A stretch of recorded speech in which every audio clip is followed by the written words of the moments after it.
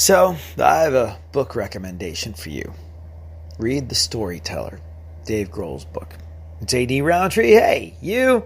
How's it going? How are you? Welcome to this, your Tuesday edition of the show. Yeah, your Tuesday. Like every day that goes by, that's another step that you have taken forward. You're doing awesome. Hang in there. You got this. You are a badass. And if you need something, if there's anything I can do for you to make your Tuesday better, hit me up. I'm here with you. I'm here for you. At ADSXE is where you can find me on Instagram, Twitter, and Facebook. At ADSXE. Put in your phone now in case you need it later. So, yeah, like I said, read Dave Grohl's book, The Storyteller. Or if you're into audiobooks, he reads the audiobook himself. And here's the thing. If you are like me, you don't necessarily believe that reading and listening to an audiobook are the same thing. Now, I'm not all hardcore with it. A friend of mine, one of my new coworkers at KC95 in St. Louis, where I started doing mornings 2 days ago, learn the personality in the afternoon. She was telling me about this program that a lot of people seem to be doing, 75 Hard. I think it's where you have a sort of health, fitness, mental well-being program that you do hardcore for 75 straight days. And if you skip a day, or if you mess up, or if you fall off in some way, shape, or form, you got to start all over again. And that includes reading, I think, 10 pages of a book every single day. And it's very clear on this, audiobooks do not count. Now, here's the thing. This is the exact antithesis of how I believe it's good to go through the world. But wouldn't it be a dull life if we all felt exactly the same way? If you've listened to the podcast for any length of time, you know that I believe on slow and steady winning the race. If you're going to do a fitness thing, if you're trying to get in shape, give yourself time. And if you do fall off, if you do eat a cookie, if you do miss a day in the gym, no, it doesn't matter. Just pick it right back up again the next day. Setting yourself up with ridiculous goals and boundaries, for me personally, is a good way to not follow through. After the second or third time I mess up and eat a cookie, I'll be like, oh, F it. I like cookies more than I like sticking to something for 75 days. I'm done. I will only eat cookies. I will only sit on the couch. F this program, the gym, all of the above. That's just me. I don't know. Maybe that's a punk rock gene. Maybe someone tells me you have to do something and adhere to it rigidly. And I go, I'm going to do what the hell I want to do. Bite me. You can't tell me what to do. What, you pay for the program, sir. Oh, right. Got it. I see we're at a bit of an impasse. But I don't know. I don't know if I don't know if I think reading and listening to an audiobook are the same thing, but I certainly don't think there's any shame in audiobooks, as is sort of implied by this 75 Hard program. And when it's an autobiography and it's read by the person who wrote those words in their own voice, I just don't think there's any better way to hear it. If you are like me and love baseball and you're any kind of a baseball fan, listening to Keith Hernandez's audiobook, I'm Keith Hernandez, is incredible from start to finish. To hear him read it in his own voice, oh man, it's just the greatest. Listening to Rob Halford tell his stories in his autobiography, man, it's amazing stuff. And by the way, if you haven't checked that out, it's called Confess, and it's incredible. I laughed, I cried, I was sick to my stomach, and that was only by the third chapter. It's good stuff. Same goes with Flea's autobiography. Flea from the Red Hot Chili Peppers wrote a great book called Acid for the Children, and it was an autobiography, but it wasn't a rock star autobiography. It sort of dealt more with his childhood, and it ends where the Red Hot Chili Peppers began. And there's definitely a sequel in there, but that's great as well.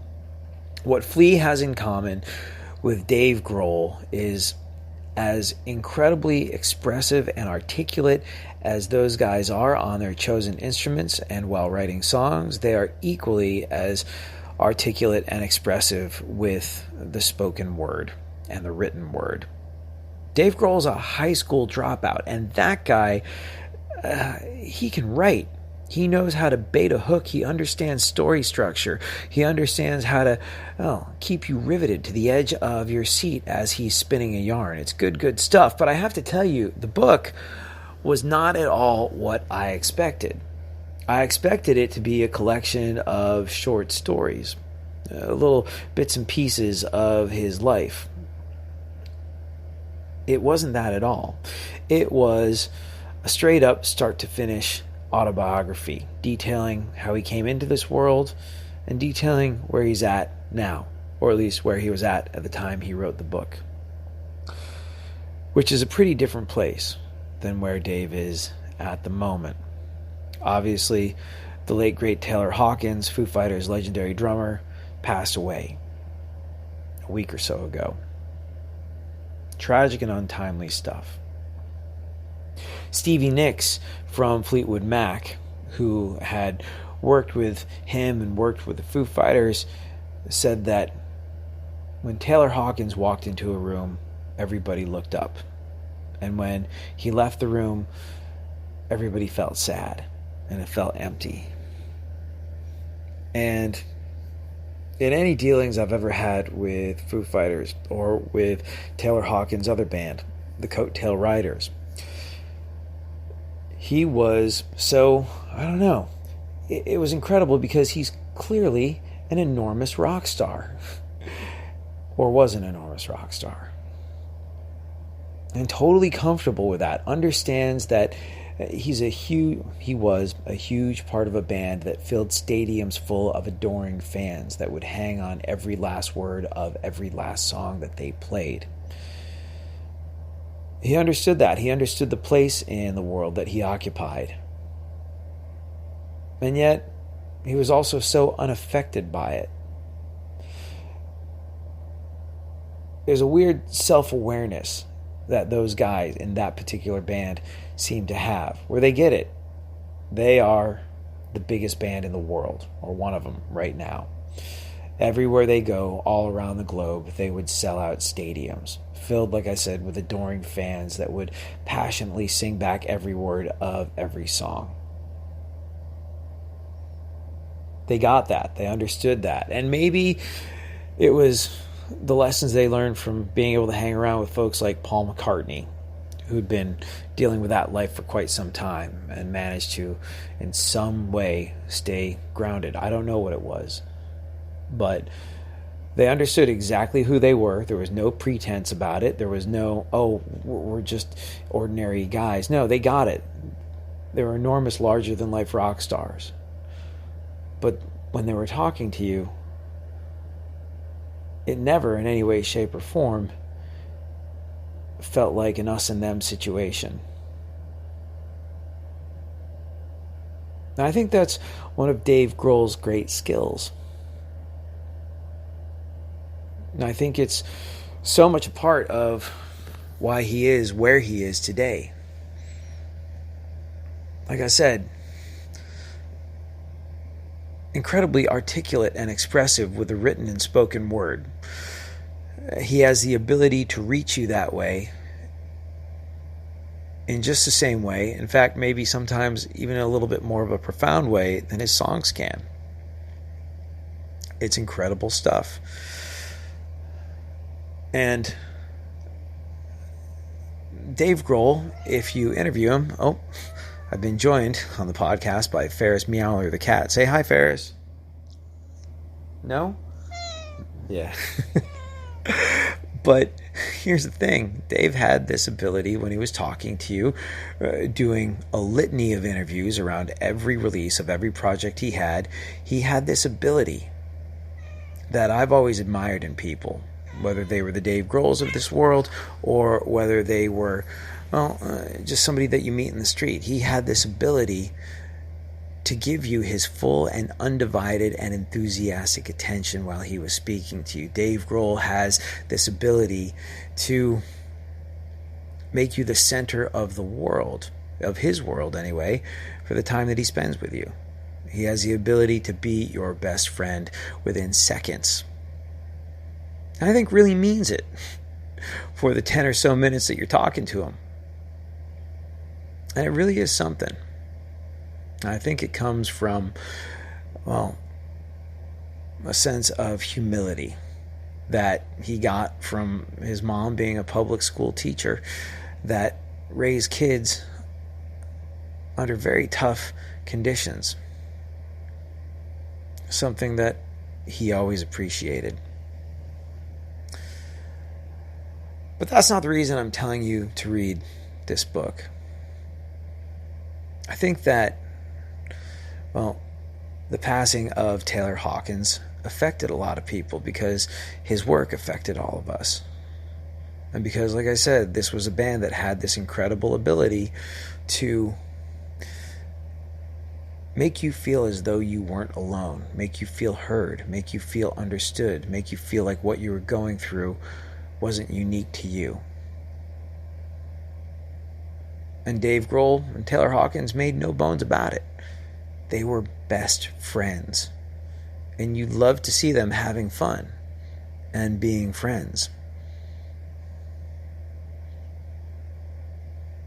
It made you want to go out and be friends with someone, and that's a really, really good thing. Made you want to stick by and support the people around you that matter to you. The way Dave Grohl decided to stick by Taylor Hawkins back in the early 2000s when he was in a coma for a couple of weeks following a drug overdose. It was decision time. This is a very serious problem. This could really affect the trajectory of the band, the career, everything that you worked so hard on. Are you gonna live with this guy who is at this point a bit of a liability? Or are you going to find another drummer and move on? This was Dave Grohl's best friend. And he's like, nope, we're standing by him. He's going to stay in this band, and we're going to get through it somehow.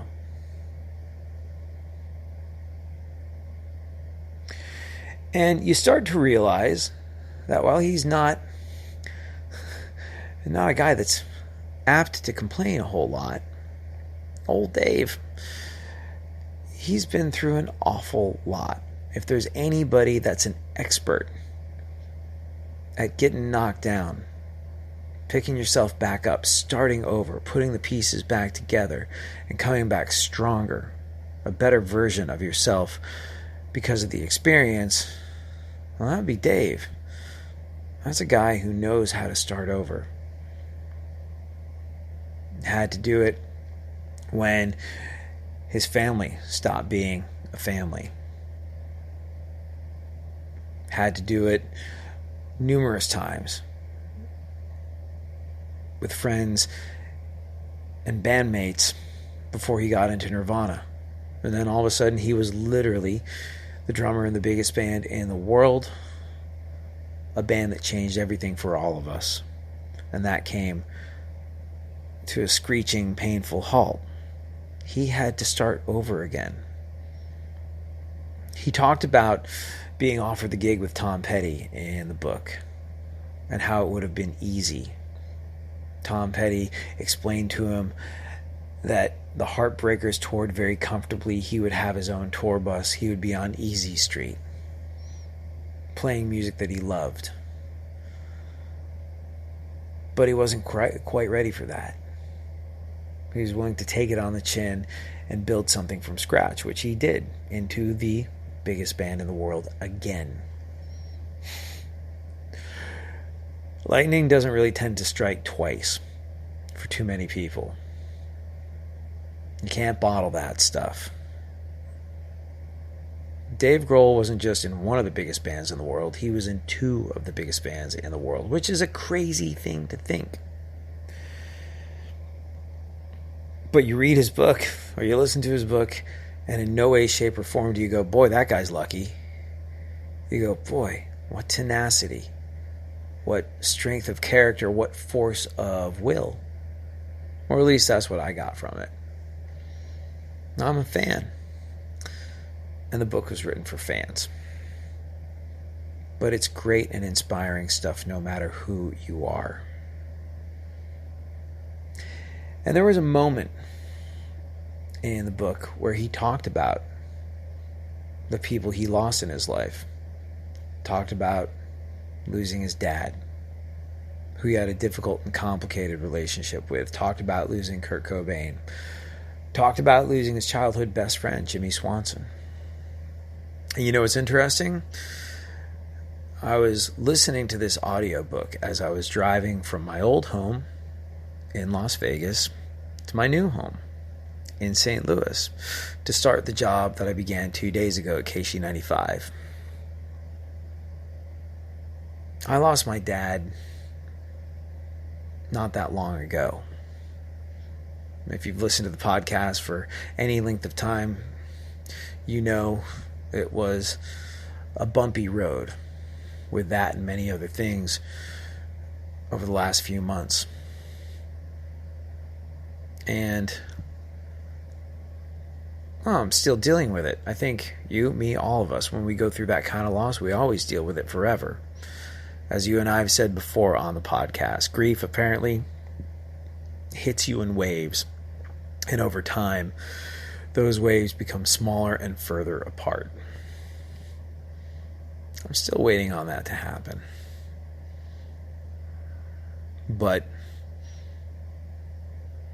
as I knuckle down into a new job and a new life, it's great to have something else to focus on. I find the waves are maybe more predictable. As they say, grief isn't something you can manage. Grief manages you, and you're at the mercy of it. But having something to sink my teeth into, something to focus on, something to take on, a new challenge, a new chapter, that has really, really helped. But as I was saying, I was driving from my old home in Las Vegas to my new home in St. Louis, listening to the Dave Grohl audiobook, The Storyteller. And he talked about loss of people that were huge parts of his life. His dad, Kurt Cobain, and his best friend, Jimmy Swanson. And the way he summed up grief, and the way he summed up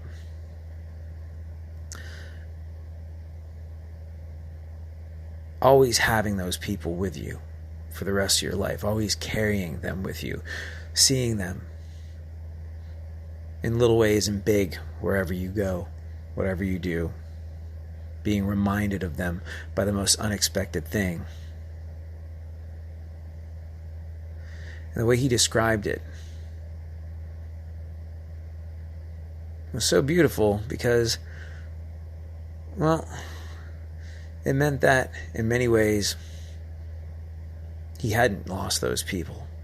In many ways he was never alone. And if you have been through anything like the last 3 months of my life, you know that it's good to feel that way. And it can help you feel as though you aren't alone. I suppose that's what his great talent is, besides making you feel like for that moment that he's dealing with you, you're his best friend. He's got an ability, whether it's through the written word or through his songs, to make us feel like this thing that we're going through, we're not the only ones. And that meant a lot. It meant a lot to the point where when he was describing it in the book, on my way driving the thousands of miles from one home to another, I had to pull over and take a moment. But it wasn't for a bad reason. It was good. It was healthy. It was cleansing. And I'm glad I did it. It was powerful stuff. And I guess that's my hope for you, for me, for all of us who are involved in these conversations we have. I hope that by listening to this and by joining in the conversation, you know that you're not alone, because you're not. A lot of people wonder if this is going to be the end of Foo Fighters. Dave Grohl had talked about it numerous times. Last time I was lucky enough to speak to him, he was like, every tour I get home, I tell my wife, that's it. I can't do this anymore. I can't do this album tour thing. It's done. I just got to stay home. And he said, she looks at him and goes, okay, we'll see how that goes. And within a week or two, he's got some other crazy harebrained scheme which becomes a movie or an album or a tour or some sort of massive life event for all of us.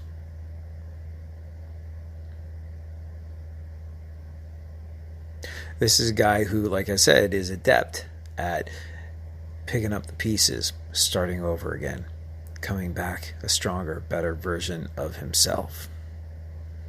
But he's also a guy who said, I don't know if I can do this anymore. I'm not as young as I once was. And I embrace that. I understand who I am and where I'm at in life. So is this the end for Foo Fighters? It's tough to say, isn't it? But I do know this. A guy who has come through what Dave has come through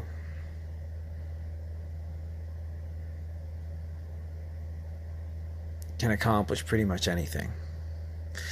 And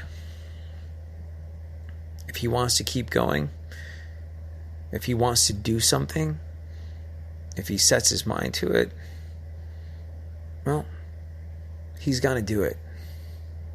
And so too can you. That is it for me. Thank you so much for hanging out. Thank you for being a part of my radio family. As always, this time that you and I spend together, it's the best part of my day. I'll be back tomorrow. We'll do it all over again. Have a great one. Later.